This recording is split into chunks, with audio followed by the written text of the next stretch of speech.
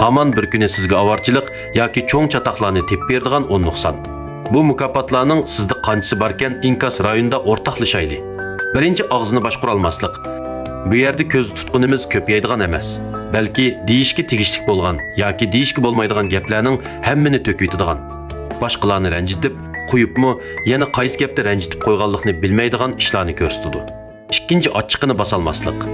Kichikgina ishlar uchun hurpib kayfiyati xuddi salyotdek birla o't yoqsa boshqalarni yarlandirib, yana o'zini ko'ydirib tugitadigan nuqson. Uchinchi uvalchilik chidamaslik. Hamisha o'zini eng uvalchilikqa uchrayotgandek o'ylaydigan, kichikkina tanqidni qabul qilmaydigan, ko'ngli aynak botilkidek. Yerga tushishla cheqilib ketadigan ayib. Bundaq bo'lsaq, jamiyatda qandaqmi putirab tura oladi. To'rtinchi ras yolg'onni ayriy olmaslik. Boshqalar faqat necha eg'izli chiroq gap qilib qo'ysa, yurak bag'rini to'kib berayotgan nuqson. Natijada boshqalar tarafidan setib yetib qolmay, yana nurg'un azorlarni yeydi. 5. Chin ko'ngilni bek osonli berib etish. Ko'rganlar odamga yurak bag'ini to'kuydi. Ammo hammalar odamning bundoq qilishga arzimaydiganligini his qilmaydi. Eng oxirida azor yeydigini yana o'zi bo'ladi. 6. Kang qo'rsoq bo'lmaslik. Boshqalarning kichikgina ayib nuqsoniga kirishib olib, oxirida o'zini xushal qilmaydigan ayib. 7. O'rinliq ham yo'lliq bo'lsa-mu, boshqalarga rahim qilmaslik. İşlerimiz hem sözlerimiz yo'lliq bo'lsa, uning xijalati yo'q. Ammo kishilarni majburiy tomning bulunga qistab berib, o'zimizga to'rt tarafdan dushman tepib oldigan ayib.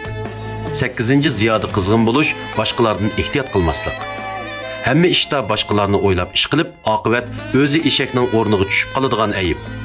9. Bek oq ko'ngil bo'lish, rad qilishga jur'at qilolmaslik. Boshqalar sizdan o'tingan ishlarning hammini qilib berib, oqibat o'zingizni intayin nodurib oldigan, yana kelib oqibati yaxshi bo'lmaydigan ayib. 10. Ishlarni ko'nglida yoshira olmaslik.